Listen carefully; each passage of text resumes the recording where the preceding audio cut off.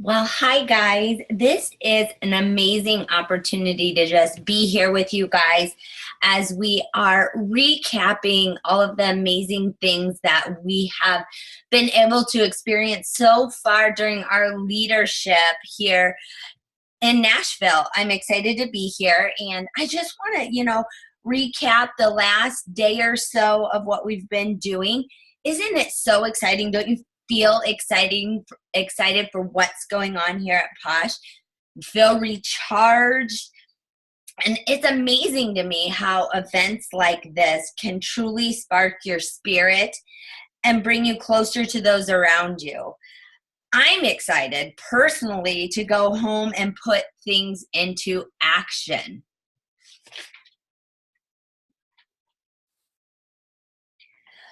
But you know what? So many things come out of an experience like this. Let's just recap a few together because I know you guys are feeling this. You get a new excitement for your journey. You get that recharged spirit. You get to connect with your team members. You learn business building skills. You develop long-term relationships with people on your team and people not on your team. You get resources to expand your big business, and you get action items to work on as soon as you get home. We have the tools, we have the knowledge, and it's time to rock it out, right? We need to go home and rock it out. But wait. Before we leave, I want to equip you with a few tools and thoughts to take with you. How many of you have been to events like this before? Let me just see a raise of hands. Yeah, right? You do. You feel these feelings when you're at these events. But you know what? These feelings are very fleeting because we go home and someone or something bursts our bubble, we fall flat on our face, something doesn't turn out the way we expected it to turn out. Doesn't that sound familiar? And just all of that excitement, all of that spirit just kind of dissipates, and you forget all about how you felt while you were here. So instead of feeling that way, I'm here today to give you some tools and knowledge to rock this out when you get home, to not get to that point that you feel like, holy buckets, what am I doing? To start out with, we're going to talk a little bit about fear, okay? I want you to take a minute and fill in the blank. I get so fearful or nervous when. Think about that. In your circumstance, in your life, and things that you've experienced, you get fearful or nervous when? Fear is real. We all experience it, and it happens in many aspects of our business. Personal example with myself, I still get nervous with Push the People, handing samples out to people I don't personally know. And how do I know I'm fearful? Because when you're fearful or nervous, what physically happens to your body? Your heart starts racing. You start visualizing what could happen. And for me, with sample giving, I start thinking, oh my gosh, this person's going to totally reject me. I'm going to fall flat on my face. I'm going to stumble over my words. I start visualizing what's going to happen. My hands get clammy. My stomach is in knots. And I got butterflies. And then in your instance, when you're thinking about the things you get fearful or nervous about, what do? Do you push through that fear? More times than not, I think when we are faced with fear in our life, fear in our business, we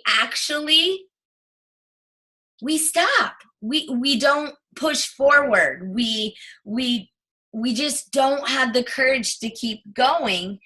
So I want you to change that thought pattern a little bit for me today.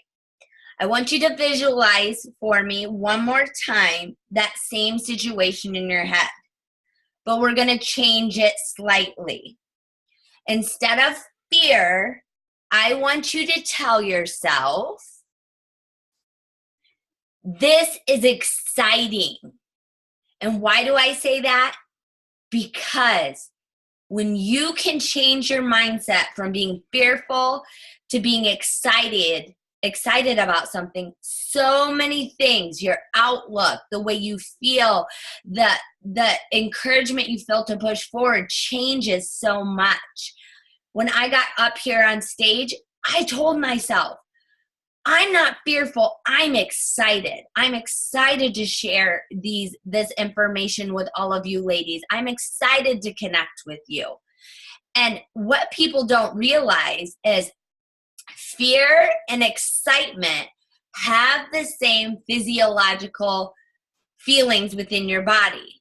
Because when you're excited, think about when you're excited about something, what happens in your body?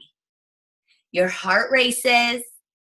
You start to visualize what could happen. Your hands get clammy.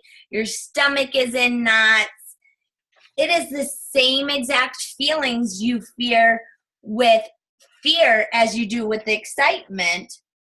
But if something is exciting, don't you visualize it as something more positive? When I'm excited about something, I'm not fearful to push forward. I'm excited. I'm not fearful to get on stage and talk to you guys. I'm excited. I'm not fearful to hand a sample to somebody. I'm excited. It helps me push a little harder. Your view on what you're what you're facing is so much more positive. So again, let's go back to my example of the people.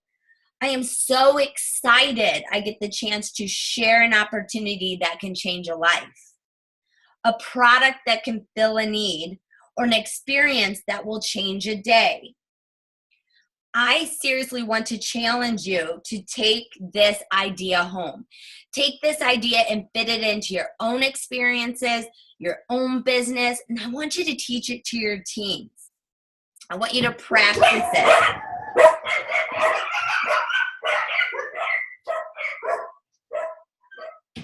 I want you to practice it. I want you to teach your teams how to use this. And then I want you to practice it more until it becomes natural for you to take that fear out of it and bring that excitement to it, because you'll see yourself being able to push forward and to do things you didn't think you could.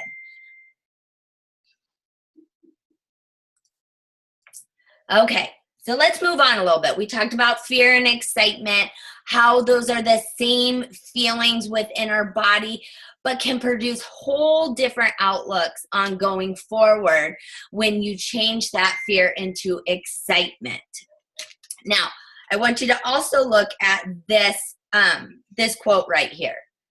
When you lose your motivation, don't just wait for it to come back. Dig deep and work for it. How many of you have heard this saying? Most of you. When you feel like you have no motivation, someone tells you, oh, just dig deep and you can do it. Work for it. How many of you would like to kill the person that said that? I would probably say that would be me. This saying to me isn't very helpful. How does someone just dig deep and find courage to push when things are hard? You know what is helpful? And I'm going to help you see this, is knowing that courage to push through the hard is not internal. It's not always something you can dig deep and just do it.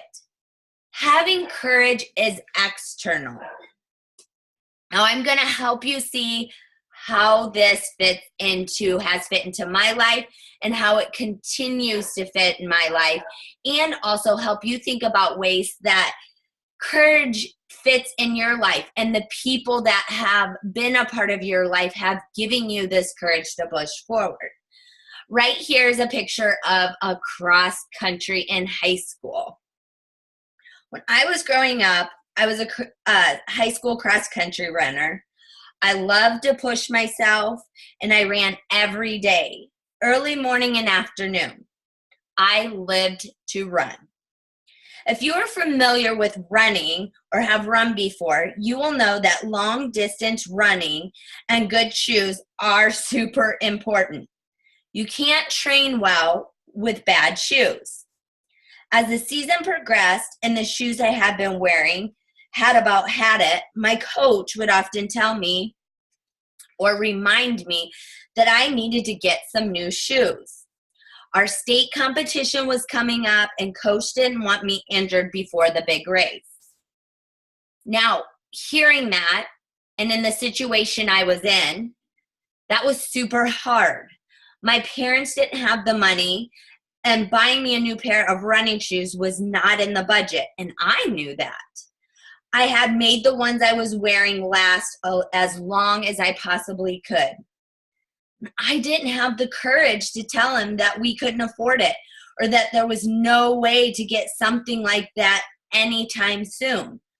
I didn't have the courage to go on, not tell him, not just keep pushing through, because I just couldn't dig deep enough to get my own shoes, right? Remember me saying courage is not internal? I could not dig deep and make this happen all by myself. So how do some have the courage to keep going? So we're going to talk a little bit about courage. Courage in the grand scheme of things is knowing that someone has your back. How many of you guys can think back to someone in your life that had your back? Someone that believed in you. Someone that wanted the best for you. They wanted to see you move forward and grow. They would be the ones to tell you to stick with it and would do anything to help you. Does that sound familiar? Does someone come into your head throughout your life that has been this person for you? This is how we have courage to go on. And this is exactly what happened in this circumstance for me. My coach knew the talent I had and how hard I had worked. My coach believed in me. My coach wanted what was best for me. My coach wanted me to move forward and grow. So, to my surprise and a blessing to me, my coach bought me my first pair of Nike running shoes. And I'll show you that again. If you go back to this picture, this is our end of the year cross country picture. Oops, let's go back again. These are the shoes. And what did this belief in me, this coach's support in me, and knowing I couldn't afford them, but he knew how hard I worked for it, his belief in me gave me the courage to keep going. He believed in me, knew I couldn't afford the shoes, but he went ahead and did something so amazing for me because he knew I couldn't do it alone. These shoes took me to 11th place in our state cross-country tournament, or meet, as you would call it, and qualified us as a team.